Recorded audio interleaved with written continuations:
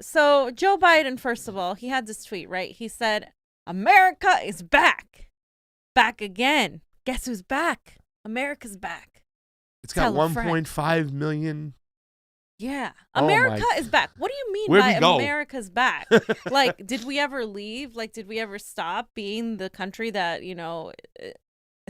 overthrows democratically elected leaders all over the world, that continues their imperialism, that continues not dealing with the police issue, that continues suppressing voices of dissent with the censorship, that continues having wealth disparity? I mean, it didn't go anywhere. It's been here. That's the America we're talking about. But what he means to say is that America is back, meaning we're going to go back to the status quo with no opposition, because we're not going to have the big orange boogeyman in Donald Trump to push people to oppose anything. And we're seeing that already happen. Didn't he say that nothing would fundamentally change anyways? He did. I mean, so where are we getting back to and stuff? And really the audacity of these people to talk like this. First you steal an election, which we know you stole it. Mm-hmm. And we'll talk about that later. And secondly, you come like now we're back as if we went somewhere that it was so fucking awful. Excuse me for cursing, but like it was so awful, and all of a sudden now you're coming back. Here comes the old school cabinet picks, fam. We know a lot of these people, we know a lot of these players, so yeah, I think it's disgusting that they're saying this crap and stuff. And then we had the thing with Alyssa Milano trying to say, Trumpers, let's come together after you've been just killing them and destroying them. There's a comparison between what she said to them and what she said to Bernie supporters, and it was just so vastly different. I mean, it was interesting how much she more once friendly supported she Bernie. was. She once did. No, she how she was saying the Bernie supporters were all like awful and they should die. Yeah. Like she was really bad.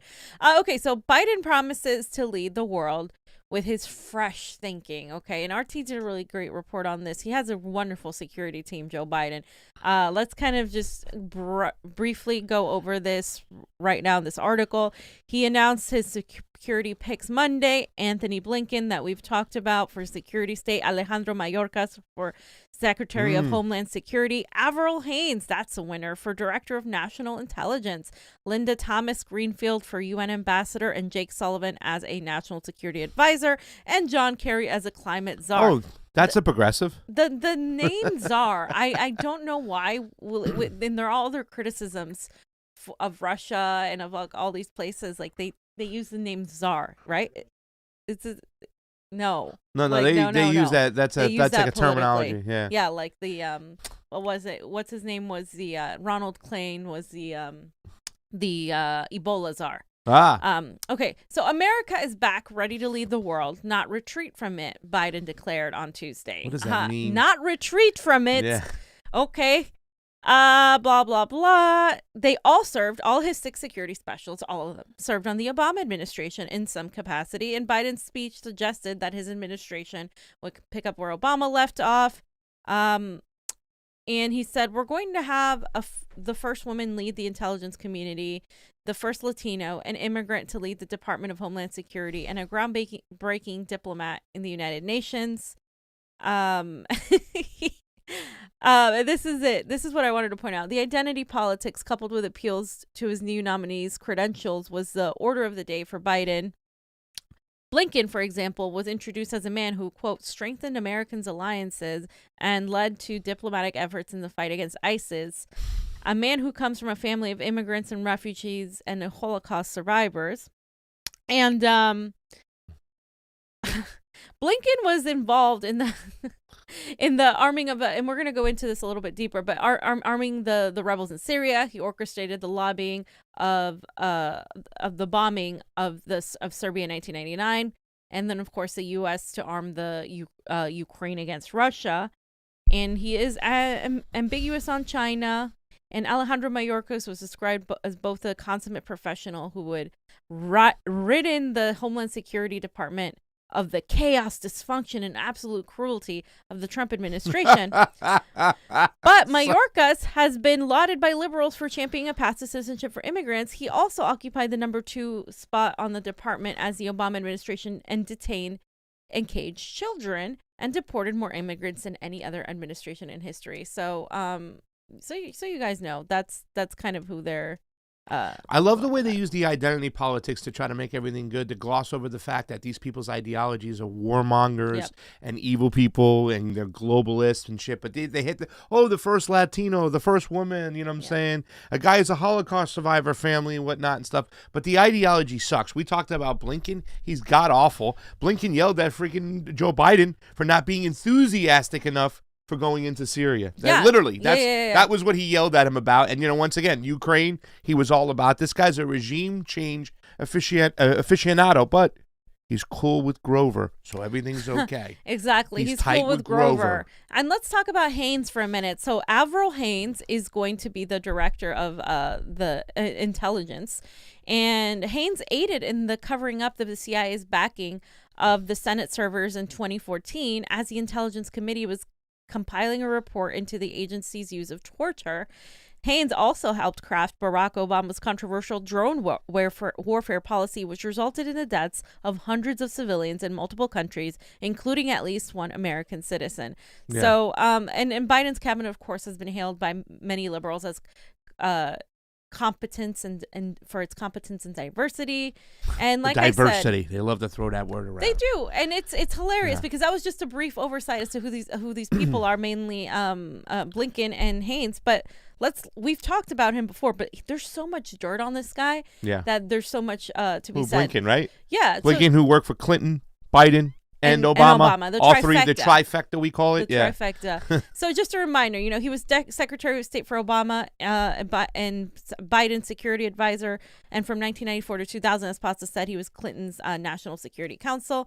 And just so you know, these are just bullet points. He strongly pushed for the war in Iraq. Where'd you get this from, by the way? Was this on? What? No, I made this. Oh, you made this. Can we put this up on Instagram? Or is it already there? No, it's not there. Okay, sorry. Okay. So he was prone use of and target pro drone use and of pro targeted attacks. This is the foreign policy he's pushing. He's pro sanctions. He's a NATO guy. We saw with Grover, he was pushing NATO, very pro democracy narrative to destabilize nations. He advocating the bombing in Libya and Yemen, as we saw. He also pushed the false narrative of the moderate rebels, which I'm going to go into that a little bit deeper. These moderate rebels, of course, were affiliated with Al Qaeda and in Syria, and he participated in the coup of helping arm the neo-Nazis in Ukraine. And he was an anti-whistleblower and anti-Assange. He specifically mentions that, and he is pro-censorship and part of Silicon Valley. So they killed two birds with one stone on that. Mm-hmm. And he has very Zionist policies as well. He did work for Facebook and Google, I believe, right? So, I mean, like you said, he kills two birds with one stone. And I also want to point out the fact that, I know in Obama's book that's been out there right now, he's talking about drone warfare. And the way they sold this thing, like, we're going to pull the troops out. The troops won't be there anymore. We're just going to use drones instead. But what that does, it kills civilians at a much, much higher rate when you have drones than as, God forbid, you have to have troops in and there. And they paint it as, we're helping these people, which is the worst part. It's very psychopathic. The farmers, the plumbers. Okay, so I'll do that. Okay, so he wanted to actually strike Syria as early as 2013. He welcomed the Syrian surrendering of its chemical weapons to international control. And that was what he wanted. He was Deputy National Security Advisor at that time, and he said, we would welcome a decision and action by Syria to give up its chemical weapons. The whole point of what we're doing is to stop Syria from using these weapons again. He said that the United States would take a hard look at the new Russian proposal for Syria to surrender its chemical weapons, but warned that any initiative would take time, resources, and probably a peaceful environment. So again, this is the way they frame it. Like, oh, we're just helping Syria. We're helping to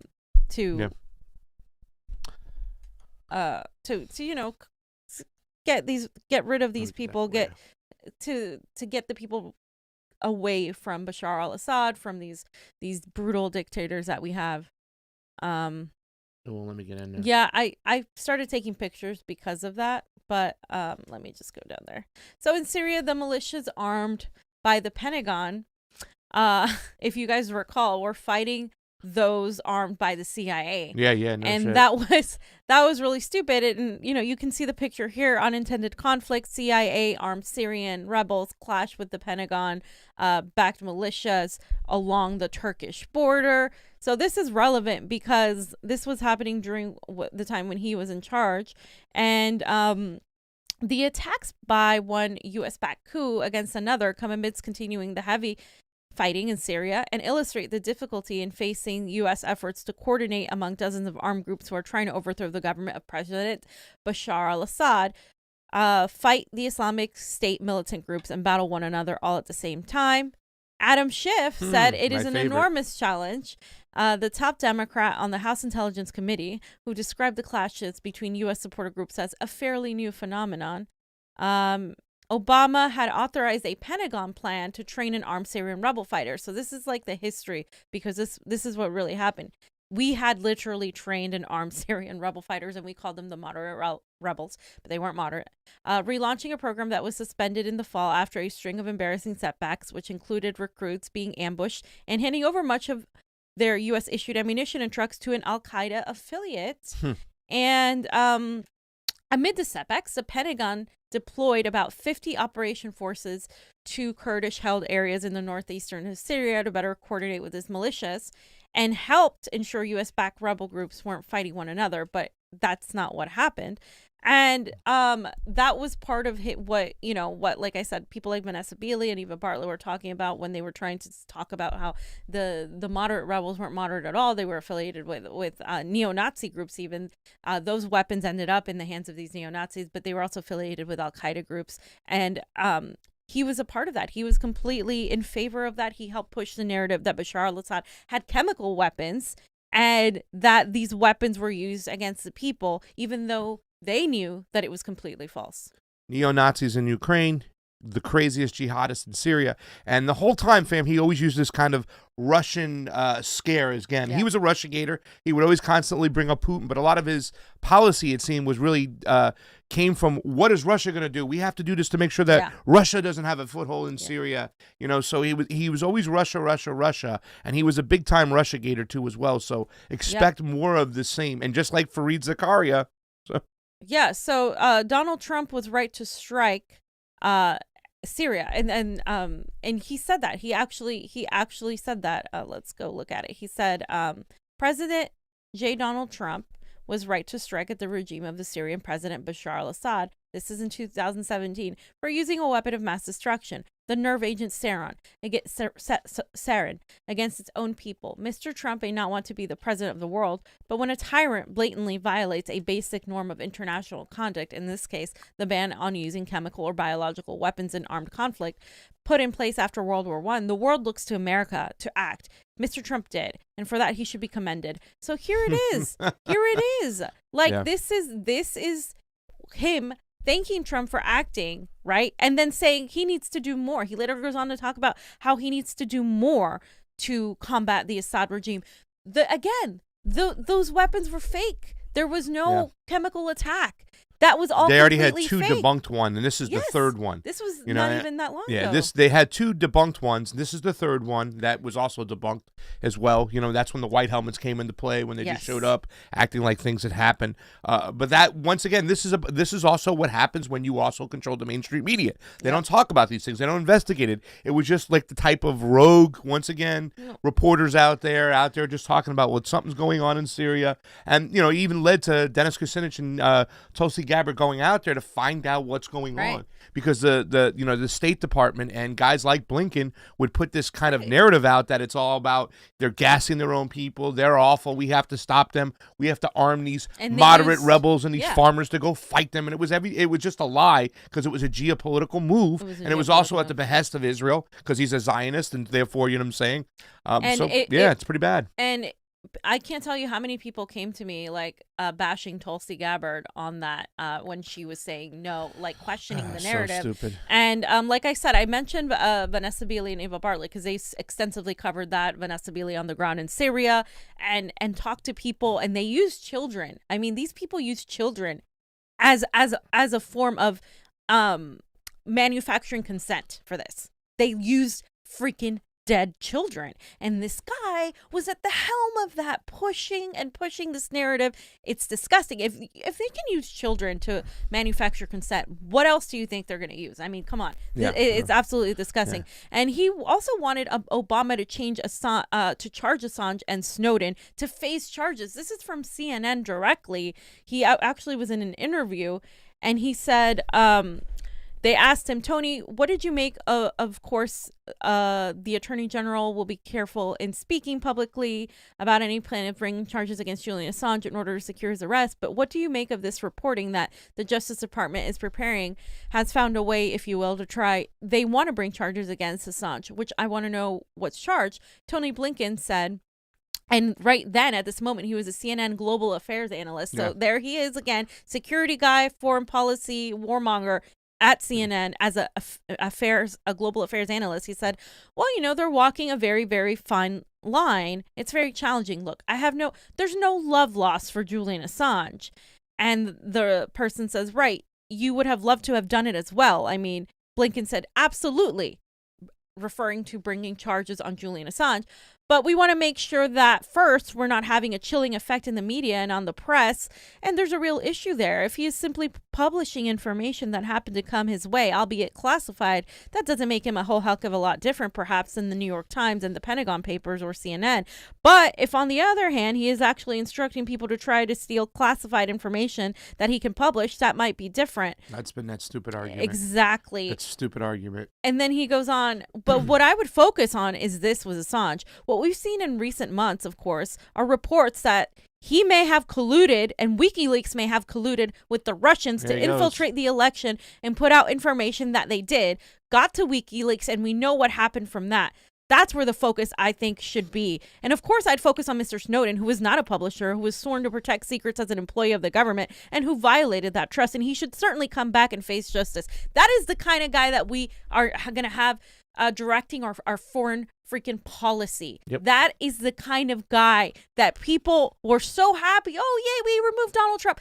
That's the freaking guy. That guy is going to censor the hell out of us. That guy is going to go and put the boot of America everywhere else. And it's going to get much worse. And we're not even going to be able to talk about it because we're going to be censored. No. Do you see this guy? Do you see? And he's working disgusting. For Facebook and Google to make sure he's got a good eye on what the hell we can say and what we can't say. For them. Kill two birds with one stone. Politico, fam. But he's perfect for them, fam. And so this guy, in addition to being Silicon Valley, mainstream media, warmonger, he also had his foot in this consulting company that he created with these three other freaking warmongers. And it was called WestExec Advisors.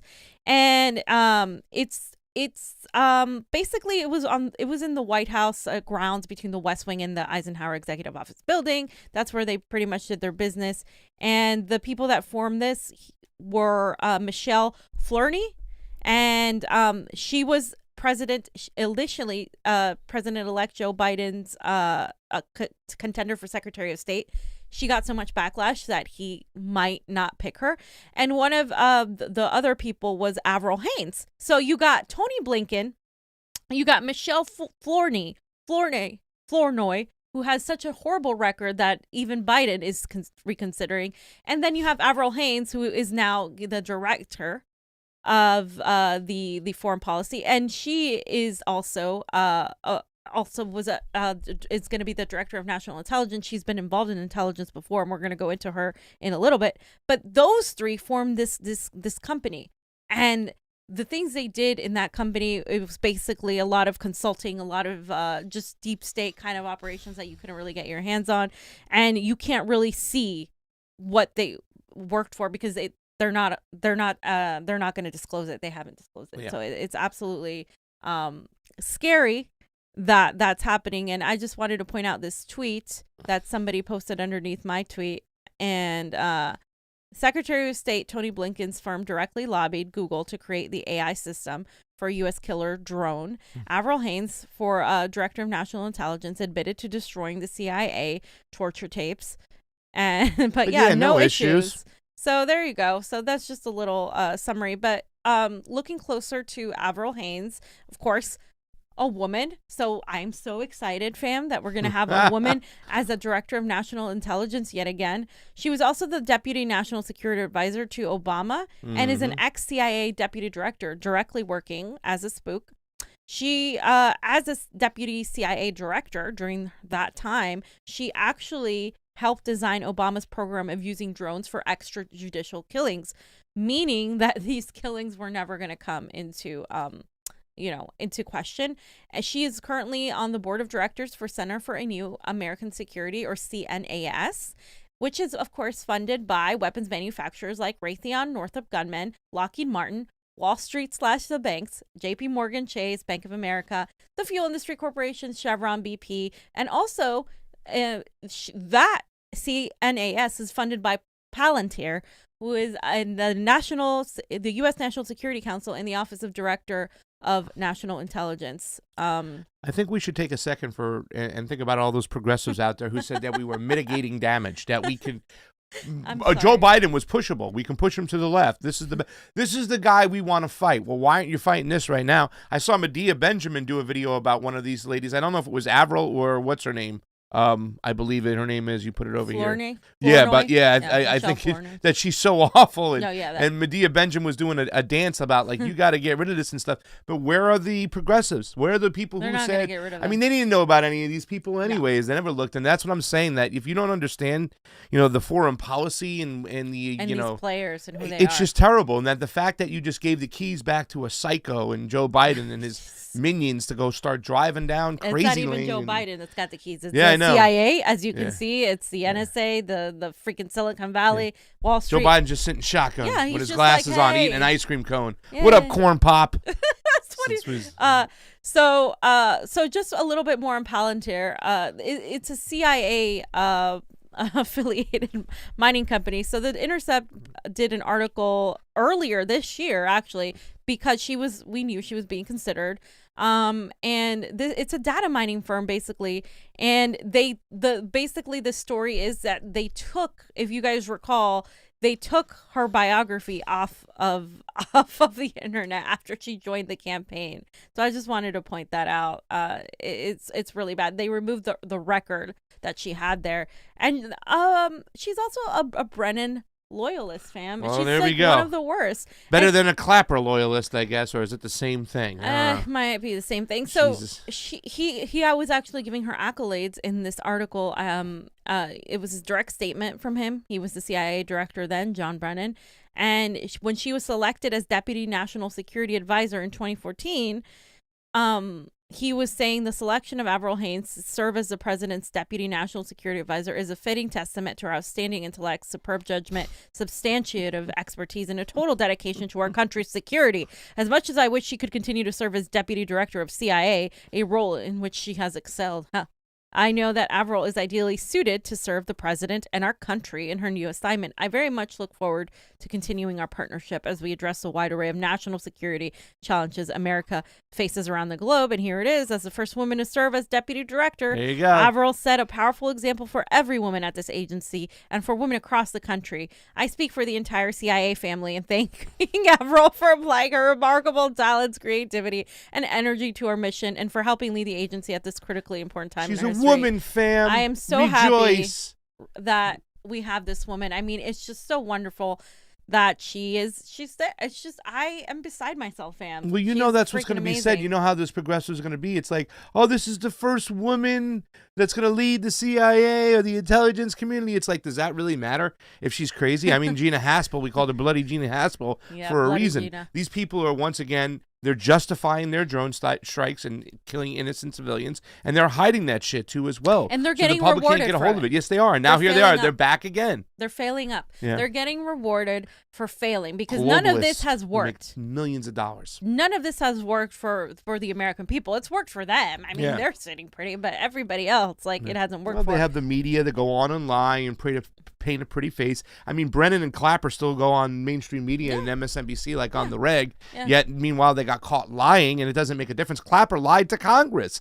Brennan's been lying to the people for how long? But they keep on propping up these people. And here you are again, MSNBC, CNN, NBC, here they go. So this is a Biden's national security advisor, okay, and his name is Jake Sullivan. He delivered some remarks, and basically, he's another spook. In other words, and we don't have to watch that because I don't want to hear this guy talk. But he was a senior policy advisor for Hillary Clinton's campaign in 2008 and 2016. So during the times when Hillary Clinton was running to become Madame President, he advised her directly in his campaign. But he was also the national security advisor to Joe Biden.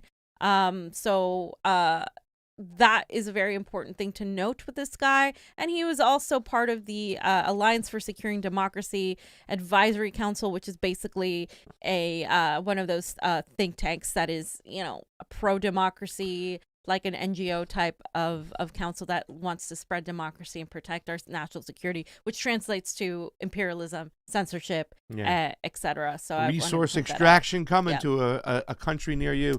Michael Chertoff, did you want to say anything about this dude or no? No. I was just showing the page, but I wanted to say that this is just 3 people that I'm pointing out in Biden's cabinet. It takes time to actually point out the rest. I mean, we could be here for hours. They're all really bad, but these are the main. We got foreign policy, we got the intelligence, we got the security advisor. All these people are going to be involved in foreign policy and national security, which of course is going to affect us directly because we're going to be bombing, droning everybody. CNN isn't going to talk about it. They're going to go on CNN, in fact, and talk about how they're helping Syrians. They're going to go, as they bomb them and sanction them, they're going to go on MSNBC and talk about how, we're protecting democracy. We're spreading democracy in the Middle East. For sure, they're going to try to go into the global south. They're going to try to go into Venezuela. They're going to try to go into Bolivia. We had Ben Norton on, and he was saying, that's likely going to continue at maybe possibly at an accelerated rate under the Biden administration. And this is a part of it, guys. We need to know who these people are. You need to be talking about their records. You need to be talking about what they did, because otherwise nobody else is going to talk about it. CNN isn't going to talk about that. They're going to paint a pretty picture that doesn't exist. So, well, I'm just thinking about the troops that were kind of set to come home right now from Afghanistan and Syria and trying to get the hell out of there, in Iraq, those bases and whatnot. Like, obviously he made this power move to get these people out before Christmas. But can you imagine them just sitting there waiting and hearing the fact about who's coming into play? And they're like, oh, no, let's get out of here before we can. As soon as I get back to the States, I'm going MIA. You ain't going to find my ass. So that's a good point, fam.